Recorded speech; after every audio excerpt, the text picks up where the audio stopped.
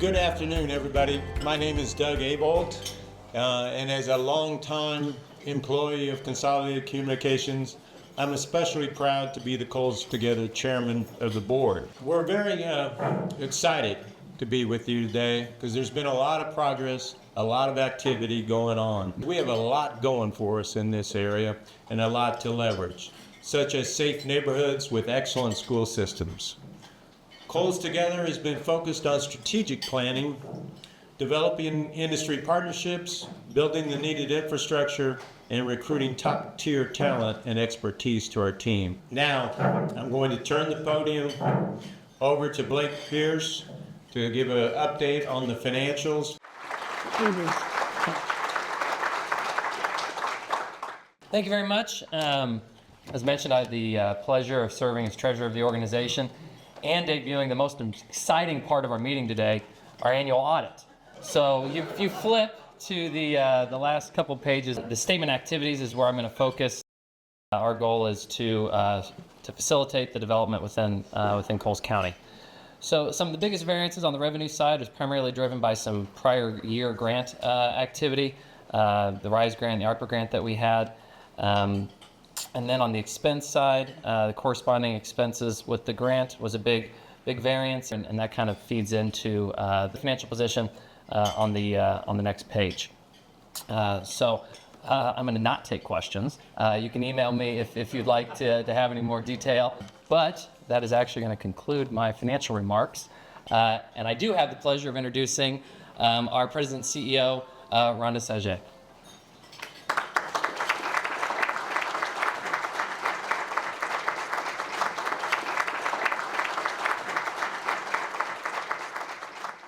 All right. Well, I am very excited about being here. We have had a lot of exciting things going on, so we have a lot to discuss. Coles County has very strong tertiary markets, and tertiary markets are a place that are highly desired by companies. That's a big deal. And so this location, you can get just about anywhere in the United States in a very short order. So we're really excited about that. We've added overall safe communities to our list of economic drivers. And so we received a first rating in the state of Illinois for safe communities. Since we met last time, we've been doing an awful lot of writing, publishing, interviewing nationally and also regionally about tertiary markets. First, the Value of Tertiary Market article appeared in a nationwide publication in January of 2025 called Trade and Industry Magazine that is heavily read by communities and companies and site selectors. So one of the next things that happened is there was an economic development podcast out of Laredo, Texas that is hosted by Dane Carlson. He read that article and he listened to the podcast.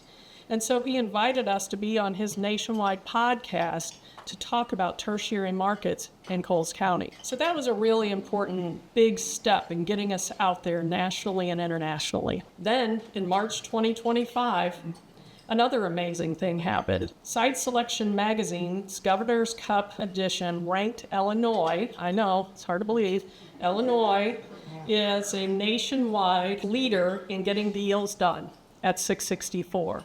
And they're right under Texas. And so even though Illinois gets all the bad reps and all the other challenging things, they still make the top deals list year after year after year for at least 5 to 6 years. We made the top micro market list nationwide for hot growth markets for the first time ever, Charleston and Mantua. So give yourselves a round of applause for that.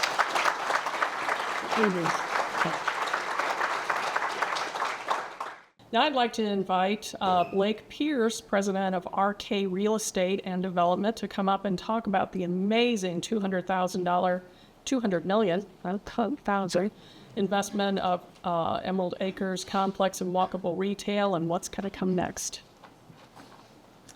Thank you, Rhonda. So yeah, my day job is leading the real estate development companies for Rural King, and we are actually now 6 years in on the Emerald Acres project from when it was first an idea to today. And those of you from the area have seen a lot of development out in that part of the county. I'm excited to report that As I think most folks know, the indoor facility opened in December. There's programming going almost every night out there. It's already drawing a lot of visitation to our community. So the commercial development's continuing to happen. The whole project was built around the idea of utilizing sports tourism as a way to spur additional economic development. So thank you. Thank you.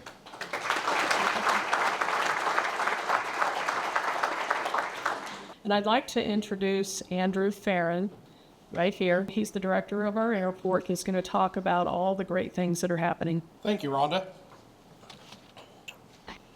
So Rhonda asked me to come today and get some updates on the airport. We have several projects, including a hangar pavement project. This hangar project will also include a couple of larger gates.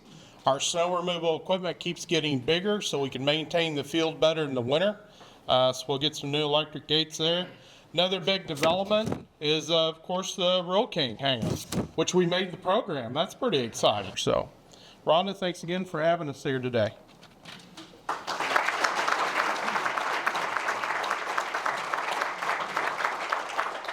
Good economic development requires teamwork, strong leadership, and everyone has a part to play. It's a big, big deal. So I want to thank you for your support and all that you've done. The one thing that I would like to do at this moment, it's my honor, in fact, to bring up Alswin Kaboom, who is the North American president of Kingspan Insulated Panels, one of the newest production facilities located in the city of Mattoon, and is currently hiring a team, so that's exciting. So please help me in welcoming Alswin. Thank you.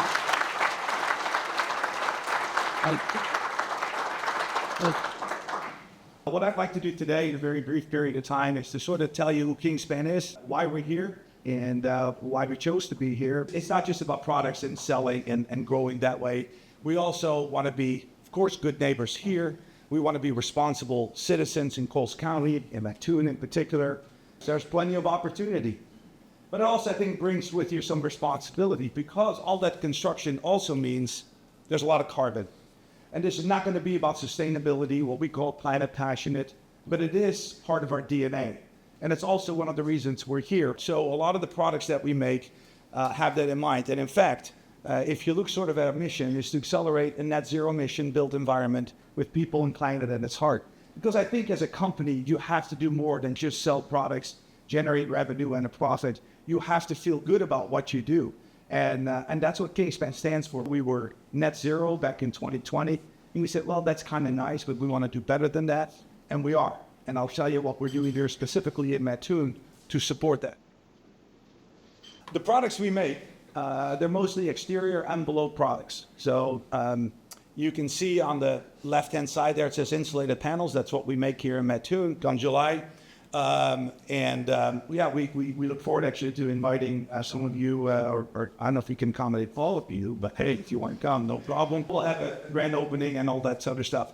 But this is sort of who we are. We're all over the place. So thank you for taking the time to listen to this. We look forward to being part of this community. We appreciate the invitation, and we look forward to working with all of you. Thank you so much.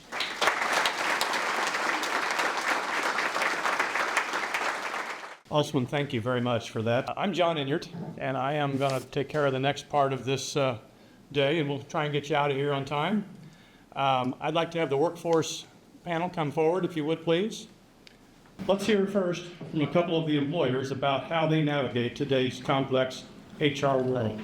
Eric Block is General Counsel for Rural King, which also is over the HR department. You've heard a little bit about Rural King while we've been sitting here today. By the end of this year, we'll be at 150 stores, and Rural King continues to grow. So what are our workforce needs? There are many. As we grow and scale, our needs are massive. We need folks at Rural King who are passionate about communities. It's somebody who wants to empower our stores to help that farmer out. So what we look for is somebody who's skilled, talented, who can do a little bit of it all, but mostly who's driven by serving our rural community. Thank you. Al Barrows is the president of Olmsted Insulation in Charleston. Obviously, having a skilled workforce, having an educated workforce is essential, especially when it comes to setting yourself aside from the competition. We need people that are driven. trained and equipped. We need more graduates from EIU and from Lakeland's construction trade programs, as well as Class C and CDL drivers from Lakeland. I think not just the companies in this room, but a lot of other companies everywhere are looking for places they can go to find those types of people, those types of employees. And I think this is a good area. So it's exciting to see things like those being worked on for sure. Kyle, thank you. McLean Schaefer is the director of the LIFT in Matt 10. McLean? Yeah, absolutely. Thanks for the opportunity. And I don't think it's any surprise, as you can hear today from everyone, that skilled workforce is in high demand and a high need. And graduating talented graduates is what we're in the business of. So in partnership with Lakeland College, Trojan A&M Center, that's our mission. When they're leaving our facilities, they're ready to enter your workforce, skilled, trained, and certified in order to meet the demands that you need for your workforce development. And so what we were able to do is set aside and build and develop our curriculum with our industry partners, so we're in alignment with industry needs.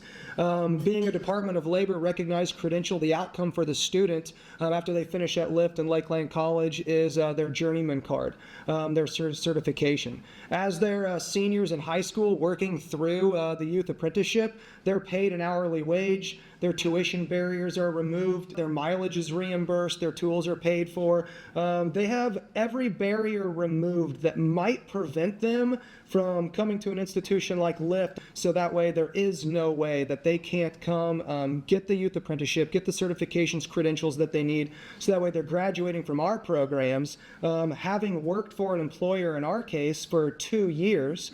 The employer gets the advantage of trying before you buy, but more important, what we're interested in is the student gets a chance to try before they buy and graduate skilled and ready to go. Aaron Locke is the principal at Charleston High School on the Trojan A&M Center. Thank you, and really excited to hear about all the things happening here in Coles County and across our region, and we want to be part of that solution. So McLean mentioned the intentionality that we've had in changing the way that we educate our students. What we've been able to do is take our internship program and have multiple community partners, business partners, and if you're interested in a partnership, definitely contact me, reach out to me. We'd love to give you an intern if there's a student interested in a business that you're providing. But 5 years ago, we had about 12 students in internship program. Fast forward to today, we have 100 students in our internship program. For next year, students can do partial or full day internships. To give you, for instance, we had a student last year that traveled 2 days a week to Champaign to work for an architectural firm. I believe that learning happens outside of our building far more than what it's ever going to happen inside of our building. And they both spoke to a couple of things that we've learned from industry partners, and it's that drive, that grit. It's not often about what they know, but it's are they employable, and that's something we're really intentional about. Very good. Thank you. Dr. Josh Bullock is president of Lakeland College. Josh? Yeah, thanks, John. And I want to say youth apprenticeships are really important, but I think it's really come out here, this idea of having this continuum of the workforce and how we work together. And I want to applaud all of you because I look across the room and see so many of our partners as Lakeland College, our partnerships with the K-12 system. Aaron touched on a really critical point. It's that intentionality behind what we do. And for us, we really believe in that continuum of cradle to career. So when those students complete at Lakeland College or through partnerships with LIFT or Trojan A&M, that they're ready for your workforce, that they're ready to begin contributing. And so we really believe that continuum of cradle to career is essentially important with intentionality for all of us. Very nice. Thank you. I think we can all agree this issue is likely our biggest challenge as we grow our communities. I think we're very fortunate to have strong employers and these programs in place. Thank you all for your efforts.